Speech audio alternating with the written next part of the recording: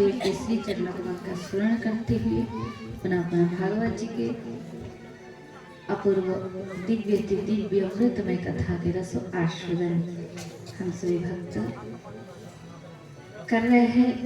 कल से प्रारंभ हुई है श्रीमद् भागवत की दिव्य कथा रस सुधा का पान हम सभी भक्त पुनः अत्यंत कृपा में करुणामय श्री राधारानी की कृपा से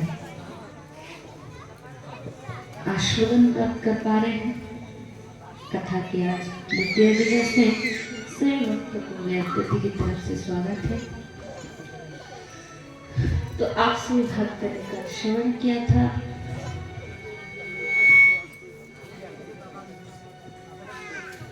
गोकर्ण उपेक्षा। भागवत की कथा 7 दिन के है। 7 दिन में जन्म हमारा एकदम पंडाल में शांति बनाए रखे और बच्चे लोगों को तो बिल्कुल चिल्लाहट नहीं करेंगे क्योंकि कथा बहुत स्मूथली होगी। कथा एकदम धीरे ताकि कह के भी आनंद समझ के भी आनंद।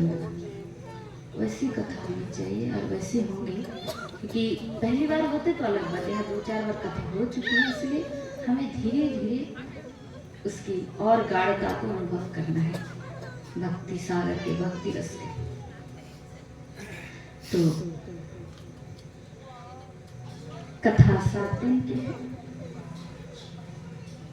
जीवन भी 7 दिन के अंदर ही मिलता है, 8 दिन नहीं होता है।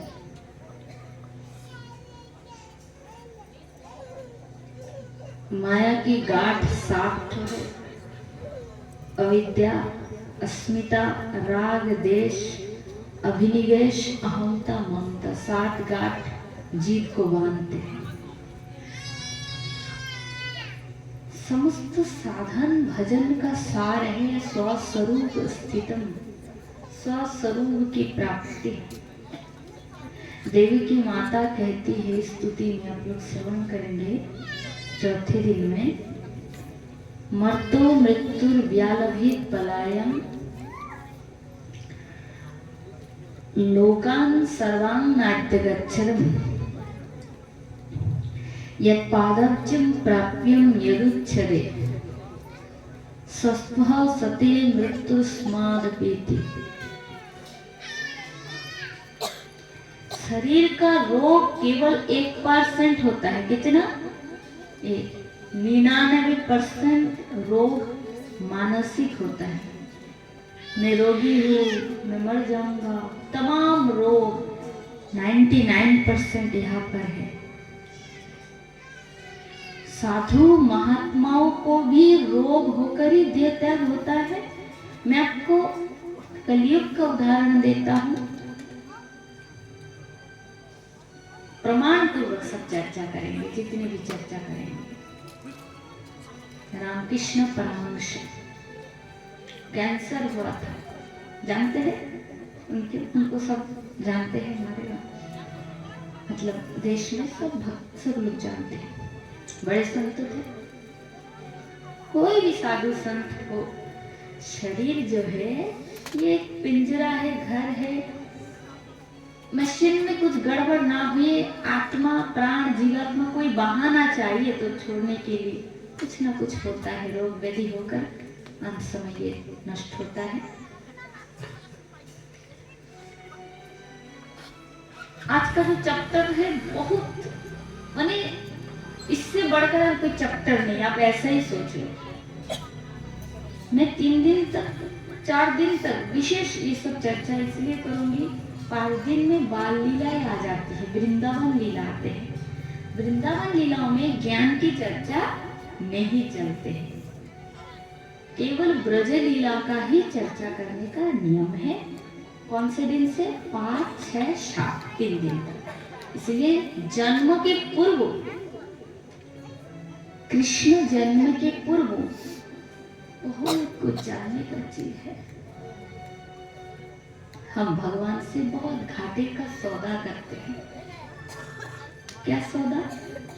हम बहुत बड़ा बड़ा पुण्य कर्म करते हैं, जैसे ये भागवत कराना, नाम यज्ञ कराना ये बहुत बड़े जन्म जन्म की पुण्य की फल से सब होता है। आज मैं माता जी से कह रही थी, बहुत लोग ऐसे होते हैं उनके बहुत धन पैसा होते हैं, हम लोग बाहर बहुत जगह घूमते हैं, कर नहीं पाते भागवत कथा।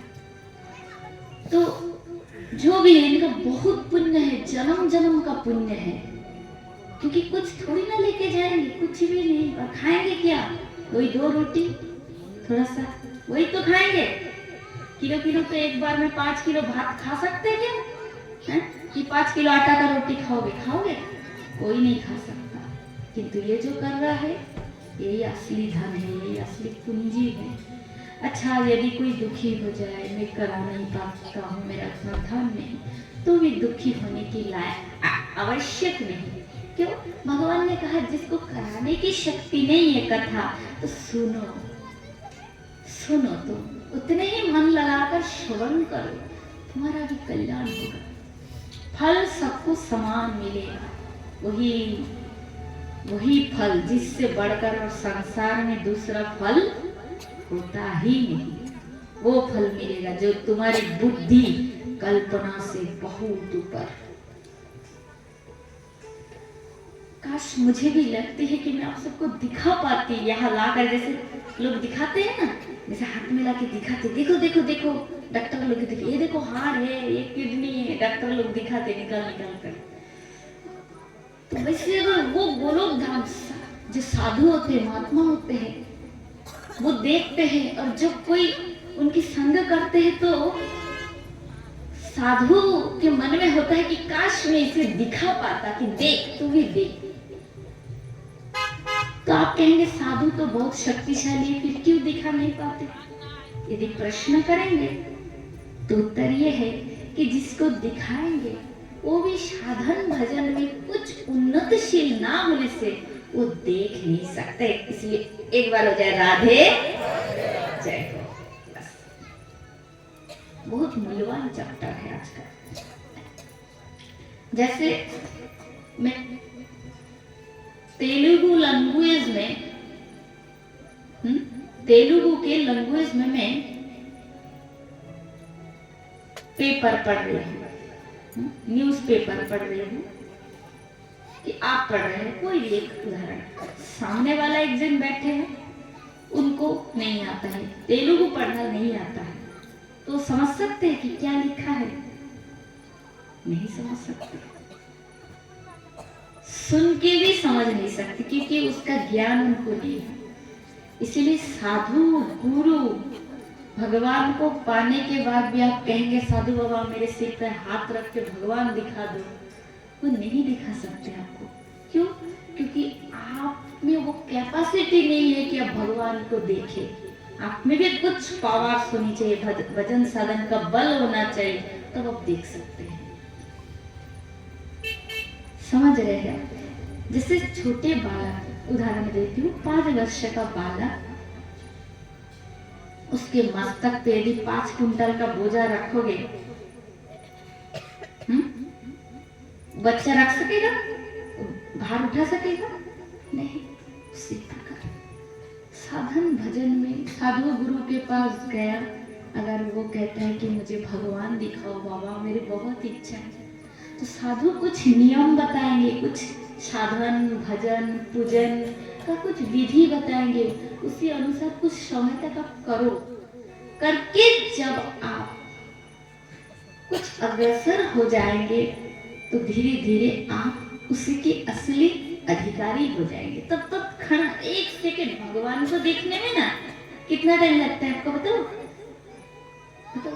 पूरा एकदम आंतरिक हृदय की बात है। भगवान दर्शन करने में आकाश में बिजली देखे हो, वर्षा काल में बिजली चमकते है ना, बस उतना टाइम लगता है भगवान दर्शन देने में, किसी भक्त को भगवान को देखने में उतना टाइम में भगवान दर्शन देते। भक्त तो चाहते हैं अनलिमिटेड दर्शन होते रहे, किंतु भगवान का निजी स्वभाव है कि वो भक्त के सामने बहुत समय खड़े नहीं होते हैं। एक झलक, वही बिजली, वही उदाहरण, बिजली जैसे दर्शन देने फिर अंतर्धान हो जाते हैं। क्यों? ताकि भक्त के हृदय में मेरे दर्शन के लिए व्याकुलता बढ़ता जाए। और जितना व्याकुलता बढ़ेंगे भगवान उतनी ही अलग अलग सुंदर रूपों में आपके सामने आकर आपको दर्शन देंगे। इसी जीवन, मानव जीवन का सर्वश्रेष्ठ फल है श्री कृष्ण का दर्शन करना। इसीलिए भागवत कथा करा के अथवा करके अथवा सुन के संसार की तुच्छ वस्तु भगवान से कभी भी मांगना नहीं चाहिए। वो घाटा का सौदा है, बहुत घाटा है। और बताती हूँ, खाली संसार की वस्तु नहीं, भगवान कहते संसार की वस्तु तो छोड़ो, इंद्र की राज सिंहासन, शरीर की राजपद भी मांगोगे ना भगवान से, भागवत एक उदाहरण दे रही, सपोज, तो भी भगवान कहती संसार की कुछ भी मांगो, ब्रह्मा का पद मांगो, ब्रह्मांड की मालिक बनना चाहोगे, तो संसार के वस्तु भगवान से मांगना माने नहीं मांगने की बराबर है। क्योंकि ये प्रपंच है, केवल मायामय नित्य है प्रपंच। साधन भजन के द्वारा तुम इस बात को जब अनुभव करोगे कि रक्त मांस हड्डी चर्म से बना हुआ शरीर मैं नहीं हूं, मैं दिव्य हूं, नित्य हूं, चिन्मय हूं, तो बस इतना ज्ञान ही जरूरी। इतना ज्ञान हो जाए तो समस्त ज्ञान हो जाता है। समस्त ज्ञानों का सार है यही स्वस्वरूपम उपलब्धि। स्वस्थ सते मां मृत्युस्मादपेति, मां देवकी कहते हैं भगवान स्वस्थ माने क्या? स्वस्थ माने क्या? बहुत कुछ जानने की बात है। हम लोग स्वस्थ का अर्थ क्या समझते हैं? हम लोग पूछते हैं ना, भाई स्वस्थ कैसा चल रहा है, कैसा है? तो लोग कहते नहीं, एकदम ठीक, बढ़िया है, तंदुरुस्त शरीर, मोटा, बढ़िया, ताजा, तरोजा, सुंदर, खट्टा खट्टा खाए पिए, बढ़िया चल रहे, जी रहे, हम लोग उसे कहते हैं बढ़िया स्वस्थ है।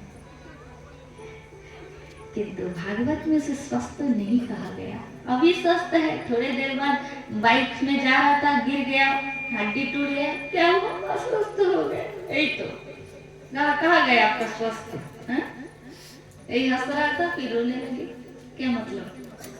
कोई मतलब ही नहीं है। वो स्वस्थ नहीं, वैसे स्वस्थ, जो स्वस्थ कभी वो स्वस्थ में ना जाए उसे कहते स्वस्थ। स्वस्थ का अर्थात है स्वस्वरूपम स्थित इति स्वस्थ। देव की मां कहते हैं भगवान मृत्यु के भय से मनुष्य कहां न कहां भागते हैं। अच्छा, मनुष्य लोग कहां भागते हैं? जैसा डॉक्टर के पास जाते हैं तो वो मंदिरों में जाते हैं। और पहले राक्षस लोग कितने देवताओं लोगों के, ब्रह्मा जी के पास, शिव जी के पास चले जाते थे। ये विपत्ति आया, शंकर भगवान ठीक कर दो, ब्रह्मा जी सही कर दो। हम लोग मनुष्य विपत्ति आते तो क्या करते हैं? डॉक्टर के पास जाते हैं अथवा मंदिरों में जाते हैं। देव की मां कहते प्रभु ये जीव भागते हैं मृत्यु की भय से। कहाँ जाने से शांति मिलेगी? कहाँ जाने से मृत्यु का भय नहीं रहेगा। किंतु जीव भागते हैं भगवान, कहीं जाने के बाद भी उसे शांति नहीं मिलती है। किंतु जब यह पादाब्जम प्राप्यम यदुच्छते, जब भगवान जीव तुम्हारे चरणों का शरण ले लेता है, तुम्हारे चरणों के शरण ले लेते हैं, और तुम्हारी कृपा से जब ये जीव जान जाता है कि रक्त मांस हड्डी चर्म से ढका हुआ ये स्थूल शरीर में नहीं हूँ, मैं वास्तव में दिव्य नित्य चिन्मय हूँ, तब जब ये ज्ञान हो जाता है तो मृत्यु के भय से वो सदा के लिए मुक्त हो जाता है। और इसे ही कहते स्वस्थः, स्वस्वरूपम स्वरूप स्थित इति स्वस्थः। ये स्वस्थता कभी नहीं मिटेगी। मृत्यु आपके सामने बैठे होंगे तो भी आप अस्वस्थ नहीं होंगे, क्योंकि शरीर का अस्वस्थ होने के बाद यदि मन स्वस्थ रहे तो उसे अस्वस्थ उसे अस्वस्थ माना नहीं जाएगा। शरीर हजार अस्वस्थ है पर मन स्वस्थ है। अब कहेंगे ये कंडीशन कितनी, मतलब ये कैसे संभव हो सकता है? सोचिए, कल आपकी मृत्यु होंगे, आप जानते हैं कि कल मैं शरीर त्याग कर दूंगा, आप हर समय रिलैक्स है, शांत है, धीरे स्थिर है। तो भागवत चीज ये दान करता है। तो हम भागवत से बहुत तुच्छ वस्तु मानते, भगवान कथा कराए, नाती दे दो, पोती दे दो, घर दे दो, गाड़ी दे दो, है? घर देंगे 3 साल बाद तेरी मृत्यु है, 6 महीना बिस्तर पे भोगेगा, घर साथ लेके जाएगा क्या? भगवान कहेंगे ले जाएंगे क्या? बताइए, कि नाती लेके जाएंगे? नाती सिर पे हाथ रख देगा तो मृत्यु के समय मृत्यु टल जाएंगे? ये मिथ्या वस्तु जो दुख देने की है, इन चीजों से हमारा वास्तविक कोई संबंध नहीं। ये तो खाली व्यवहार के लिए है। जैसे कपड़ा व्यवहार करते हुए हमारा जीवन केवल व्यवहार के लिए, वो भी सदुपयोग, सत्कार्य के लिए व्यवहार करना है, असत के लिए नहीं। और इसको, शरीर को जो हम लोग यत्न करते हैं, मतलब इसका ध्यान रखते हैं, इसकी सेवा करते हैं देह का, इसका भी अर्थ इसलिए है कि शरीर स्वस्थ जो रहे, इस स्वस्थ देह से हम ईश्वर की भक्ति कर सकें। बार बार देखते हैं, युधिष्ठिर जी से यक्ष ने प्रश्न किया था, उनसे प्रश्न किए थे जब वन में, जब पांडवों का वनवास हुआ था ना, तो यक्ष का प्रश्न था 23वां, किम आश्चर्यम। यक्ष ने प्रश्न किया कि संसार में आश्चर्य क्या है सबसे बड़ा? तो युधिष्ठिर जी कहते हैं कि सबसे बड़ा आश्चर्य यह है कि लोग अपने आंखों के सामने 1000 लोगों को मरते हुए देखते हैं, स्मशान में जलते हुए देखते हैं, फिर भी खुद को वो अमर सोचता है। संसार में यही सबसे बड़ा आश्चर्य है।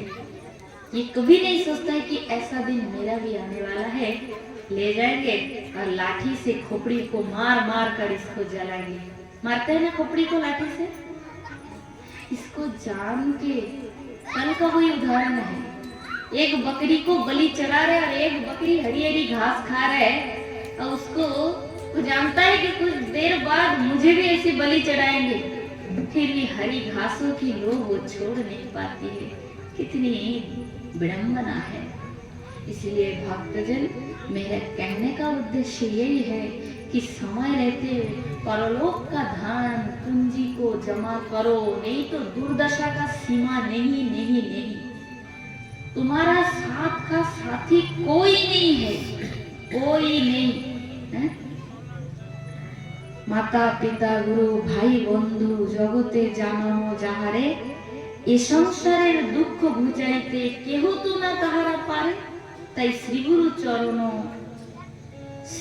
चरण आपन बदी भजन करो जदि, ब्रजेर श्री राधा माधव तुम्हारो निकटे रहिबे निरपथी। शांति यदि पाना है, सब मन से त्याग करो, शरीर से कोई त्याग नहीं। श्रीमद् भगवद गीता, कर्मेन्द्रियाणि संयम्य जस्ते मनसा शरणम, इंद्रियार्थाना विमूढ़ात्मं मिथ्याचार समुच्यते।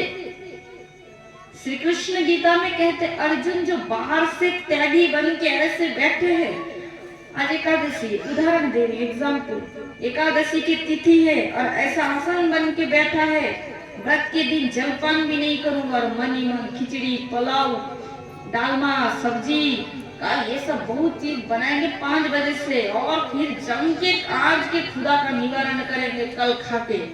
मन में खाली भोग वासना का चिंतन हो रहा है और बाहर से त्याग दिखा रहे हैं। ऐसे इसको क्या कहते हैं? मिथ्याचार सोचते। वो मिथ्याचारी है, सदाचारी नहीं है। गीता का श्लोक, और क्या प्रमाण चाहिए? इसीलिए तो मैं वही हर बातों को आपको श्लोक से अथवा प्रमाण से बता रही हूँ। क्यों? शास्त्र का ही सब प्रमाण है, क्योंकि हमें बहुत सावधान से, अति जत्न से, जत्न माने क्या?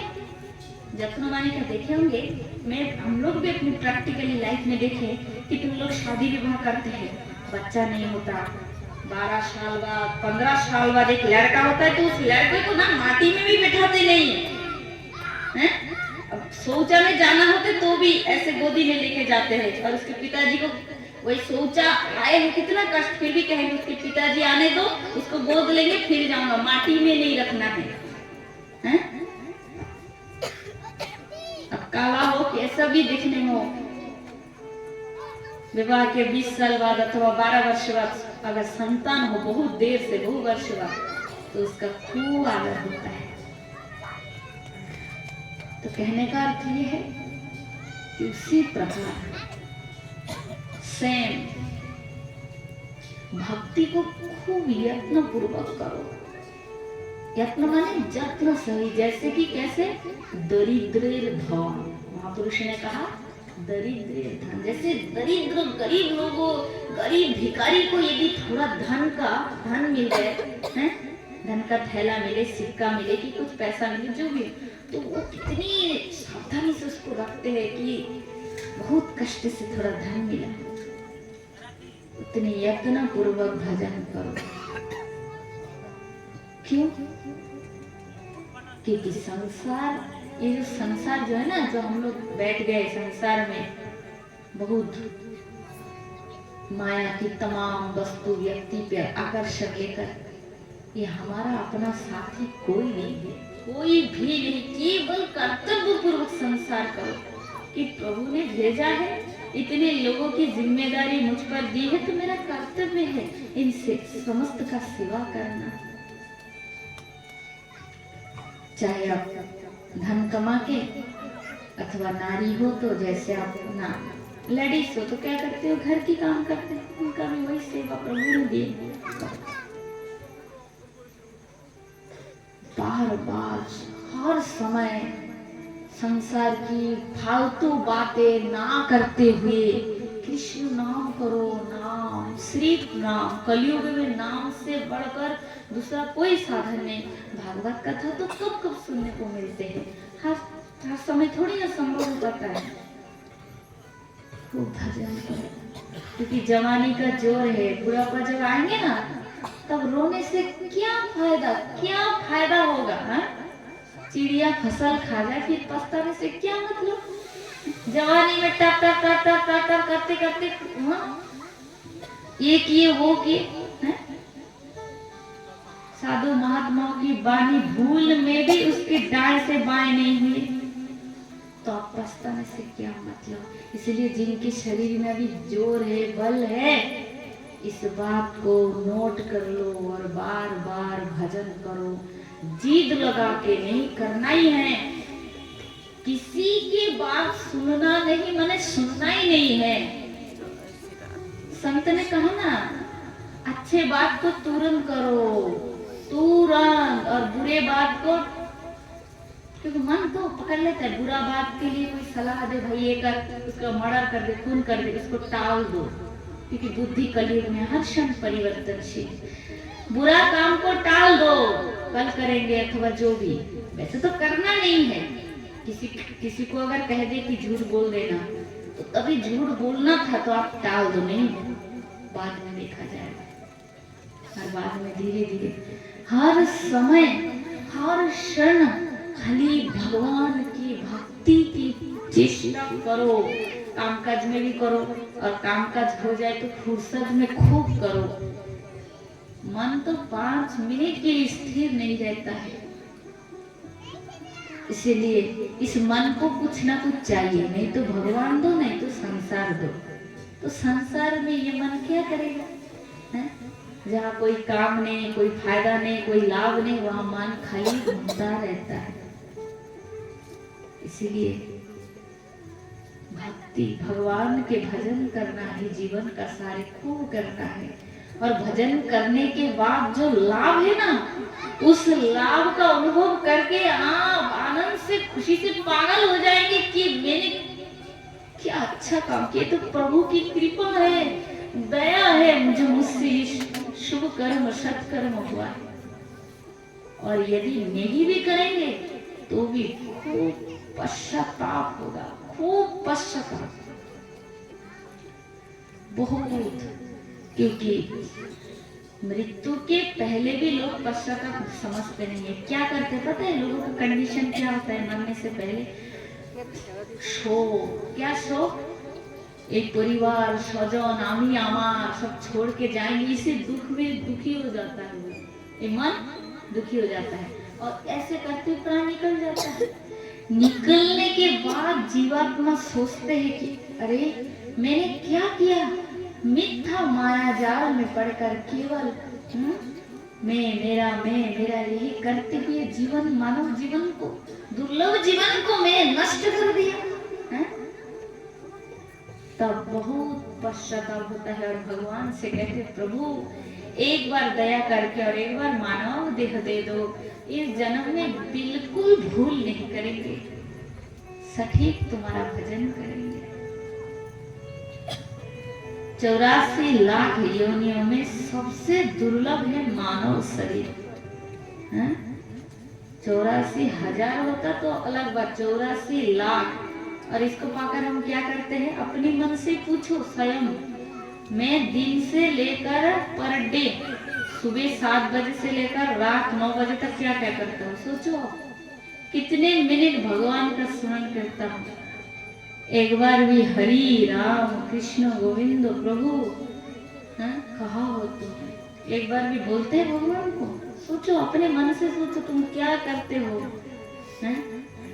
इतना मूल्यवान जीवन को पाकर केवल मिथ्या संसार जो दुखी देगा, बार बार तुम्हें पशु पक्षी गधा सूकर ये सब नरक वाले शरीर देंगे जो कर्म, उसी कर्म के लिए हम व्याकुल हो जाते हैं। इसलिए चैतन्य महाप्रभु ने कहा ग्राम्य कथा ना कहिबे, ग्राम्य कथा ना सुनिबे, सदा निर्जने बसिया हरिनाम संकीर्तन करिबे। और हम लोग क्या करते हैं?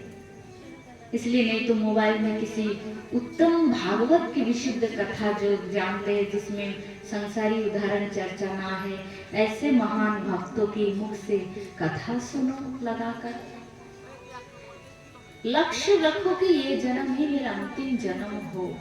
क्या करोगे आके यहाँ बार बार? कितना दुख मिलता है, फिर भी हमारा बुद्धि ठिकाने नहीं लगते। कौन दुख देते हैं? माया दुख नहीं देते हैं? कौन बता सकते दुनिया में कि उसको दुख का अनुभव नहीं है? बता सकते हैं कोई? आप लोग जीवन में कभी दुख नहीं मिला? कोई है ऐसा पंडाल में? है? कोई नहीं है। मातृ गर्भ में जब जन्म लेते हैं तब से ही जीव दुख भोगते। ईश्वर के चरणों में 8 महीने जब पूर्ण होते हैं तब भगवान को बुलाते हैं, हे प्रभु मुझे जन्म दे दो, है ना? पढ़िए, भागवत बोल के पढ़िए। एक भी अगर लाइन में भूल बोला, अपने मन से बोला, मैं भी तुरंत दिखा सकती हूँ। हर बात है, खाली मैं इधर उधर से लेके कह रही हूँ कथा से, और वह सजा सजा के लिखे हैं। तमाम उदाहरण देना पड़ता है पंडाल में, इसलिए लाइन बाय लाइन नहीं कहा सकती। इधर से फिर एक उदाहरण, उधर से उदाहरण, उधर से उदाहरण देना पड़ता है। बिना उदाहरण दिए तो समझेंगे नहीं।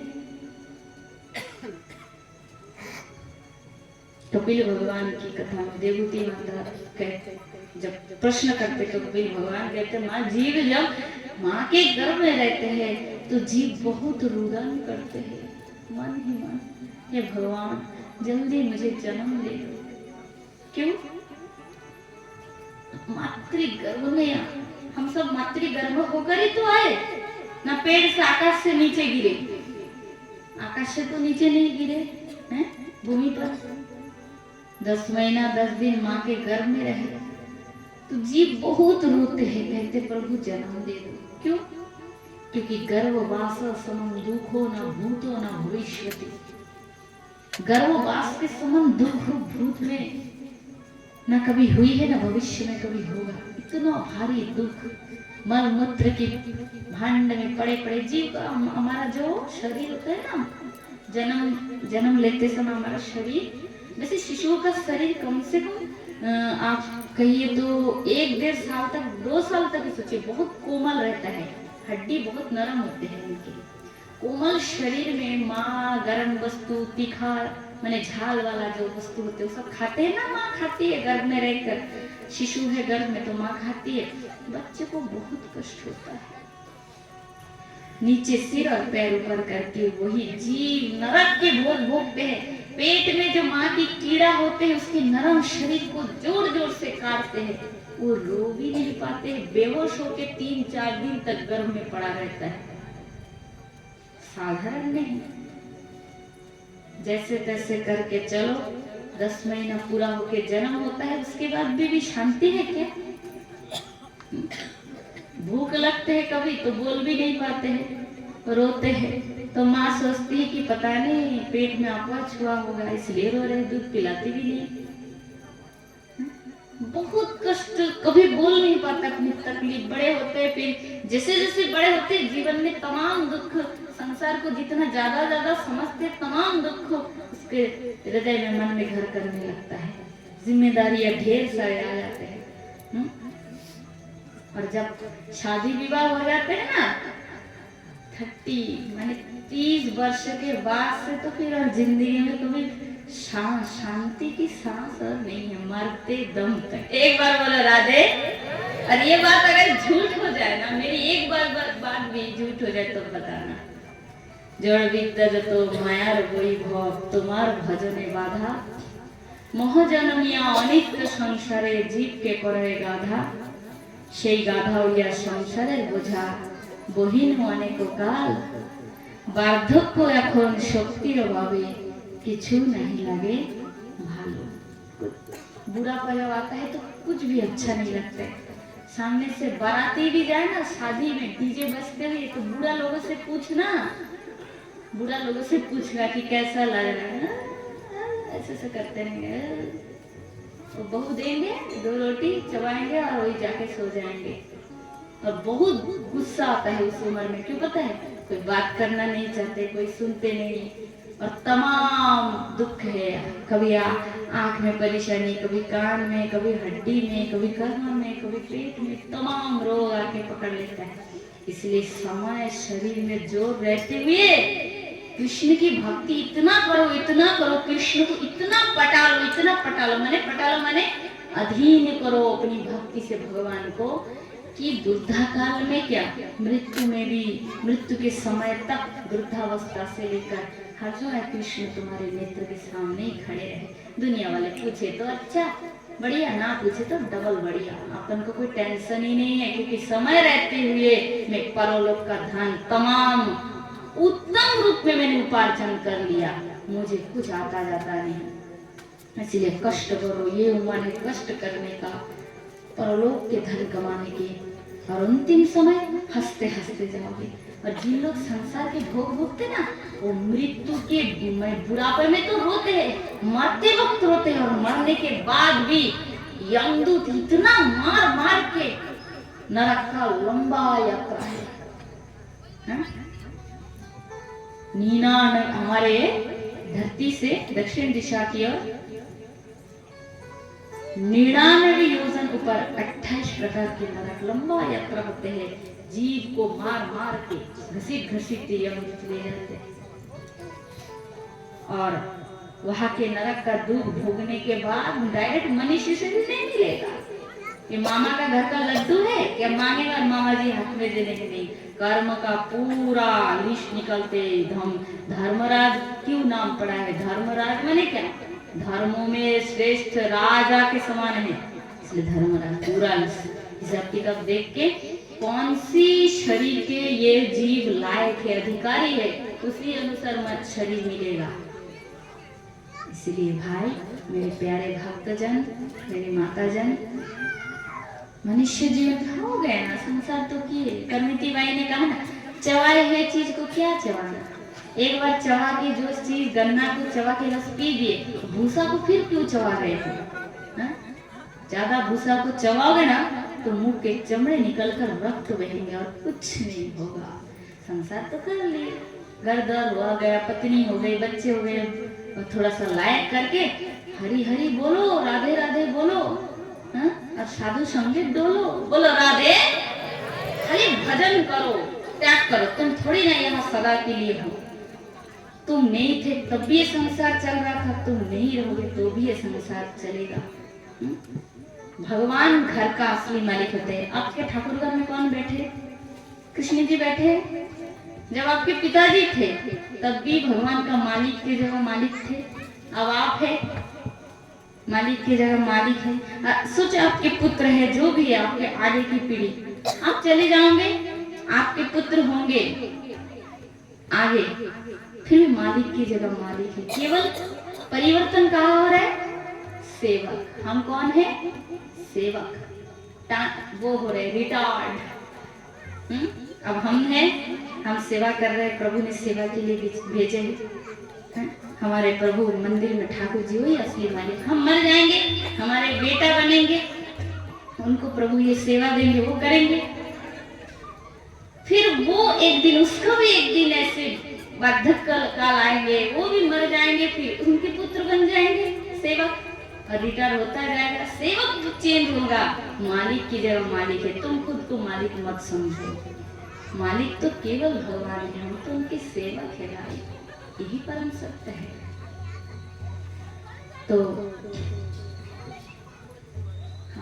हृदय से, मन से खूब अनन्य भाव से भजन करना है, क्योंकि तुम चिर दिन के लिए यहाँ रहने के लिए नहीं आए हो।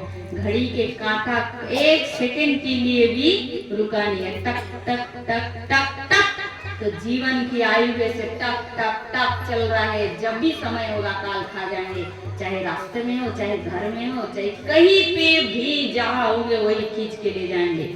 इसलिए इतना निश्चिंत होकर हम ऐसे जीते हैं मानो भगवान से हम अमर होने का वरदान लेकर दुनिया में आए हैं। तो क्या करना है?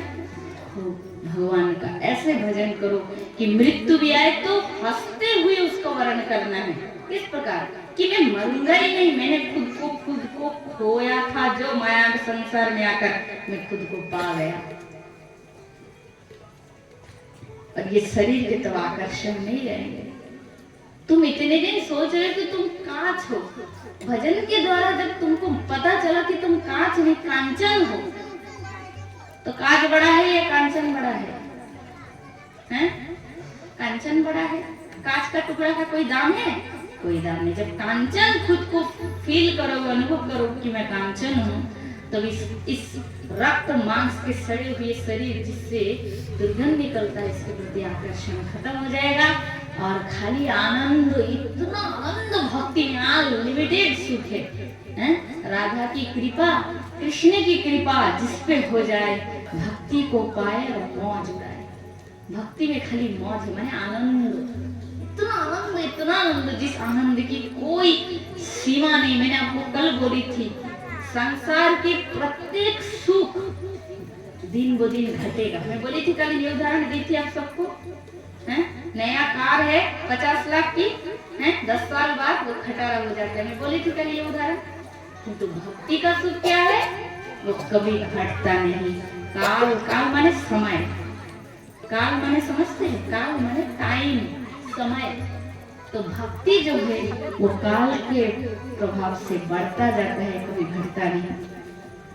इसलिए बार बार गोविंद के चरणों में विनय करो, प्रार्थना करो, रुदन करो और कहो, प्रभु मेरे समान अनाथ अधम इस संसार में कोई नहीं, किंतु माँ पुत्र कुपुत्र हो सकते हैं, माँ कभी कुमाता नहीं होते, पिता कभी अधम नहीं होते हैं, पिता तो पिता होते हैं, भगवान समान होते। इसलिए गोविंद तुम ही मेरी माता हो, तुम ही मेरी पिता हो। प्रभु मुझे अपने चरणों में शरण देना और अंतिम समय तुम ही मेरा हाथ पकड़कर अपने गोलोक ले जाना। एक बार बोला राधे।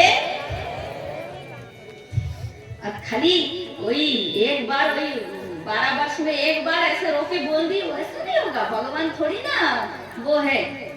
अब भगवान को क्या मतलब ठगाना चाहते हैं, बेवकूफ बनाना चाहते हैं? नहीं, भगवान जानते हैं कि जो मेरे पास जाना चाहते हैं, मुझे चाहते हैं, वो प्रत्येक दिन मुझे स्मरण करेगा, मुझे प्यार करेगा। प्रेम, भगवान को खाली प्रेम चाहिए। भगवान से एक ही जैसे नदी पार करने के लिए क्या चाहिए? पहले जमाने में कहते कोड़ी, पहले बोलते थे ना नदी पार के लिए कोड़ी चाहिए। तो ये भव पार करने के लिए भव सिंधु जो है ना वो अनंत है, और उस भव सिंधु को पार कराने वाले जो नैया है, नौका चलाने वाला जो माझी है वो कौन है? गोविंद है। और वो गोविंद एक ही प्रकार के कोड़ी लेंगे आपसे। क्या है वो? कौन सा कोड़ी लेंगे भगवान कृष्ण? ओनली प्रेम। राधे राधे, ताली हो जाए। हमारे यजमान जी ने एकदम सही पकड़ा, मुझे बहुत शांति हो रही है। फर्स्ट टाइम किसी ने एकदम बहुत उत्तम से कह दिया। भगवान श्री कृष्ण को केवल प्रेम चाहिए, प्रेम दोगे तो एक भव पार करा देंगे, और नहीं तो 50 लाख खर्चा कर दिए, हजारों दिन दुखी गरीबों को कपड़ा दान किए, मकान दे दिए, अन्न दान कर रहे हैं, करोड़पति पैसा है, स्वर्ग मिल जाएगा, स्वर्ग मिल जाएगा। जब तक आपकी खाता में पुण्य का एफडी जमा है, उतने दिन तक इंद्र की तरह विमान में बैठकर स्वर्ग भोग करोगे, मौज करोगे। जिस दिन पुण्य का एफडी खत्म, वहां से देवता लोग आपको निकाल देंगे स्वर्ग से और कहेंगे जाओ आप तुम्हारा पुण्य खत्म, फिर कर्म अनुसार 84 लाख योनि में फिर घूमना, यात्रा प्रारंभ हो जाएगी। इसीलिए सावधान। क्या लाभ है? थोड़ा सा जीभा का सुख है, स्वर्ग का सुख। जैसे मुंह में थोड़ा अचार दो, अचार बस अच्छा लगा, अचार का रस खत्म, कुछ नहीं स्वाद। तो ये स्वर्ग का सुख है, सही है। इसीलिए मूल है गोविंदो, इधर उधर ना पकड़ के मूल को पकड़ो, वो है श्री कृष्ण। और एक बात है, भक्ति करके कृष्ण के धाम जाने से, लोग कहते भगवान के धाम जाने से फिर जन्म लेंगे, नहीं, भगवान के धाम में एक बार जाने से फिर इस मृत्युमय संसार में कभी भी लौटना नहीं पड़ता। श्रीमद् भगवत गीता में भगवान ने इसके लिए प्रमाण दे दिया। प्रमाण से बढ़कर कुछ है नहीं है। भगवान कहते यज्ञता निवर्तते तद्धाम परम मम। अर्जुन से कहते अर्जुन, जो मनुष्य शरीर पाकर मेरी भक्ति करते हैं, मुझको ही केवल चाहते हैं, मृत्यु के समय दिव्य देह पाकर मेरे धाम में बैठकर मेरे गोलोक जाएंगे। और मैं आपको बताऊं, एक उदाहरण देती हूँ। जैसे आप लोग वृंदावन में कभी नहीं गए, कभी भी नहीं गए, जाओ ट्रेन में बैठे, फिर ऑटो लिए, फिर गए, ठीक है। वृंदावन जाने के बाद देखते अरे ये जमुना जी है जो भागवत में सुने थे कथा में, यही वो जमुना जी की, यही वो मंदिर है कि यही वो निधि वन है, ठीक। जैसे माया के संसार में आकर हम लोग क्या कहते हैं, वो छत्तीसगढ़ राज्य है, वो उड़ीसा है, वो एमपी है, वो यूपी है, पूरी दुनिया वर्ल्ड का हम लोग मतलब खबर जानते हैं। बंगाली है, फिर महाराष्ट्री है, फिर पंजाबी है, फिर गुजराती है, दुनिया तमाम कहते हैं। फिर हम कहते हैं मैं अमुक हूँ, वो मेरी बंधु है, कि वो मेरे सखी है, ये मेरे परिवार है। गोलोक में ऐसा सब है, बाकी ये मायामय जैसे नहीं है। दिव्य है, दिव्य महल, जमुना बह रही है, रंग बिरंगे के फूल है, वहाँ खुदा जो है ना, खुदा तुम्हें कभी पीड़ित नहीं करेंगे, तुम्हें कभी रोग व्याधि नहीं होगा, तुम कभी मरोगे नहीं, बूढ़ा नहीं होगे, फिर जरा व्याधि नहीं होंगे। आयु ढल के जैसे 50 साल की उम्र का आयु और 15 साल की उम्र के आयु में शरीर में भेद है या नहीं? 50 साल का एक आदमी और 15 साल का एक लड़का, एक समान शरीर है क्या? तो वहाँ अनंत काल तक समय बढ़ेगा, अनंत काल बीत जाएंगे, किंतु तुम एक जैसे ही नित्य नवीन सुंदर बने रहोगे। बोले राधे। और सबसे बड़ा ये है कि वहाँ अनलिमिटेड खाली आनंद, श्री कृष्ण राधा रानी के सभी से खाली आनंदो दिन रात वर्षण हो रहा है। और गोपी कृष्ण रास महारास नृत्य करते हैं, कृष्ण माखन चुराते हैं। ब्रज गोपी जन आज भी कृष्ण की गोचारण लीला दर्शन करते हैं। पूरे वृंदावन की दिव्य लीला सब गोलोक में हो रहे हैं। और वहां जाने से ही हमें चिर परिपूर्ण तृप्ति होगी। क्यों? क्योंकि वहां से ही हम आए हैं। एक मछली मछली का प्राण किसमें होता है जानते हैं? पानी में, जल में होता है। तो मछली को यदि जल से निकाल दो तो क्या होगा? छटपट करेंगे, हैं? मरणासन्न हो जाएंगे। फिर जल में दे दोगे फिर क्या होगा? शांति मिलेगी। तो हमारी जो आत्मा है, हम जो दिव्य नित्य चिन्मय है, प्रत्येक जीव कोई मछली के समान है। हमारा असली धाम अपना घर है गोलोक। वहां जब ये मछली का उदाहरण दिया हम जैसे, उसी प्रकार हम जो जीव है वही गोलोक में जाने से ही शांति। अब जैसे मछली को जल से अलग करने से छटपट, हमारा आत्मा भी अप्रसन्न दुखी, क्योंकि उसको गोलोक से वो अलग हो गए माया के संस्पर्श में आकर। इसलिए जिस जहां था उसको वापिस करना है। कैसे? थ्रू क्या है? कृष्ण की भक्ति, कृष्ण कथा सुन के, नाम कीर्तन करके, सुन के, सब करके प्रेम धन प्राप्त कर जाओगे तो तुम अपनी जगह चले जाओगे और खाली आनंद। आइए एक भजन का आनंद लेते हैं, फिर थोड़ा चर्चा। और ऐसे चर्चाएं प्रत्येक दिन होंगे, क्योंकि कथा जो लीला कथा है, जो भागवत में लाइन बाई लाइन कथा है,